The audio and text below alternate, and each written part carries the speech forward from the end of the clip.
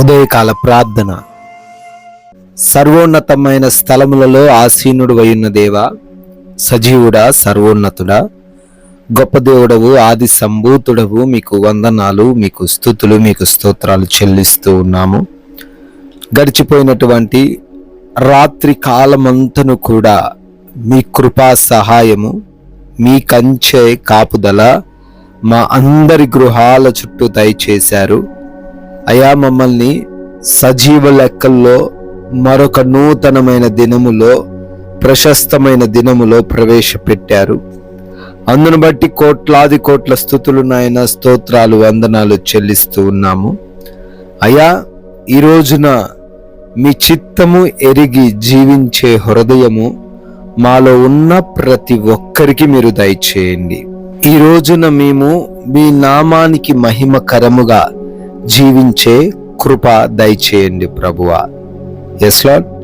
యెహోవా, నీ కృప నన్ను బలపరచుచున్నది అని కీర్తనల గ్రంథము 94వ కీర్తన 18వ వచనంలో కీర్తనకారుడు కీర్తిస్తూ ఉన్న రీతిగా, ఈ లోకంలో మేము మాకున్న ధనము వలన, మాకున్న జ్ఞాన బలము సంపదల వలన ఎటు చూసినా బలహీనులముగా ఉండొచ్చు, కానీ అయా, నిరంతరము మీ కృప మమ్మల్ని బలపరుస్తూనే ఉంటుంది తండ్రి.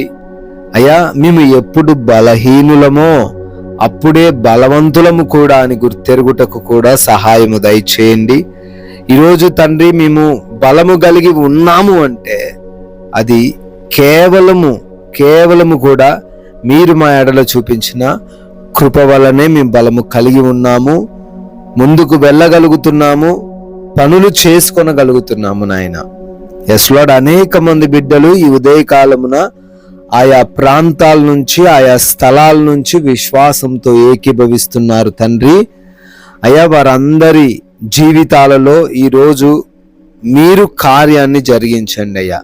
ఎన్నో ఆలోచనలు, ఎన్నో తలంపులు, ఎన్నో ఆశయాలతో ఈ రోజును ప్రారంభిస్తూ ఉన్నారు నాయన. కృప చూపించండి. వారు ఏమైతే అనుకుంటూ ఉన్నారో అన్ని కూడా మీ కృప చొప్పున, మీ చిత్తము చొప్పున వారికి దయచేయమని ప్రార్థిస్తున్నాం. ప్రయాణాలను మీకు అప్పగిస్తున్నాం తండ్రి. అయా, మా మార్గమును, మా వాహనమును మీకు అప్పగిస్తున్నాము నాయన. క్షేమముగా గృహము నుంచి బయటకు వెళ్ళిన ప్రతి ఒక్కరము కూడా మరలా సురక్షితముగా గృహము చేరుకోవడానికి సహాయము దయచేయండి. మార్గములో పొంచి ఉన్న అపాయములు, సమస్యలు, ప్రమాదములు అన్నిటినీ కూడా తప్పించమని ప్రార్థిస్తూ ఉన్నాం నాయన. అదే రీతిన చేస్తున్న ఉద్యోగాలు, వ్యాపారాలు, పరిచర్యలు, చేతి పనులు, అయ్యా, ఏ పనైతే బిడ్డలు చేస్తూ ఉన్నారో అన్ని పనులను కూడా 1000 అంతలుగా దీవించండి, ఆశీర్వదించండి. అయ్యా, క్రొత్తగా మిమ్మల్ని నమ్మి మీ పైన ఆధారపడి ఈ రోజే పనులు ప్రారంభిస్తున్నారు. ఆ పనులలో దీవెనలు దయచేయండి. శుభ కార్యాలు జరుపుకుంటున్నారు, వాటిని ఆశీర్వదించండి ప్రభువా. ఎగ్జామ్స్, ఇంటర్వ్యూస్కి వెళ్తున్నారు, అటెండ్ అవబోతున్నారు. జ్ఞానముతో నింపండి, తెలివితేటలు దయచేయండి, చదివినవి జ్ఞాపకం ఉంచుకునే కృప చూపించండి.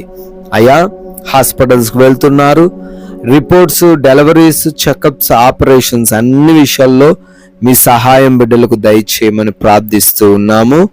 అదే రీతిన గృహములలో ఒంటరిగా ఉంటున్నారు తండ్రి. వృద్ధులు, చిన్న బిడ్డలు, యవ్వన బిడ్డలు ఉంటున్నారు నాయన. ఏ సమస్య వరకు రాకుండా ఈ రోజంతను భద్రపరచమని అడుగుతూ ఉన్నాము. అయా, ఈ రోజున మాకే లోటు రాకుండా, ఏ సమస్య రాకుండా, ఏ బలహీనత రాకుండా, ఎటువంటి ఆర్థిక పరమైన ఇబ్బందులు కలగకుండా మాలో ఉన్న ప్రతి ఒక్కరికి కూడా సంతృప్తిని, సమృద్ధిని దయచేయండి నాయన. మీరు ఇచ్చిన ఈ సమయాన్ని సద్వినియోగపరుచుకునే కృప చూపించండి. అయ్యా, ఏ పనైతే ఆగిపోయిందో ఆ పని మరలా పునఃప్రారంభించబడే సహాయమును దయచేయండి ప్రభువా. అయ్యా, ఈ లోకమాయలో పడిపోకుండా, పాపములో చిక్కుకొనకుండా, అయ్యా, దేని వైపు మేము ఆకర్షింపబడకుండా, మీకు ఆయాసకరంగా మా యొక్క క్రియలు ఉండకుండా, అయ్యా, మీరే మాకు లేఖన జ్ఞానం ఇచ్చి నడిపించమని సమాధానకరమైన, ప్రశాంతకరమైన, నెమ్మదికరమైన జీవితాలు ఈ ప్రార్థనలో ఏకీభవిస్తున్న ప్రతి బిడ్డకును, వారి కుటుంబాలకును ఈ రోజంతను మీరు దయచేయమని, అయ్యా మీరు చూపిన కృపను బట్టి, దయను బట్టి కొత్త సంవత్సరంలోకి ప్రవేశించారు. బర్త్డేలు, యానివర్సరీలు ఈ రోజు సెలబ్రేట్ చేసుకుంటున్నారు. వారిని, వారి కుటుంబాన్ని దీవించండి అయ్యా. మేము కూడా మాకు తెలిసిన కొన్ని మాటలైనా కొంతమందితోనైనా పంచుకొని మీ యొక్క రాజ్య సువార్తను ప్రకటించే అర్హత దయచేయమని జీవం కలిగిన యేసుక్రీస్తు వారి నామంలో ఈ ప్రార్థన అడిగి వేడుకొని పొందుకొని ఉన్నాము తండ్రి.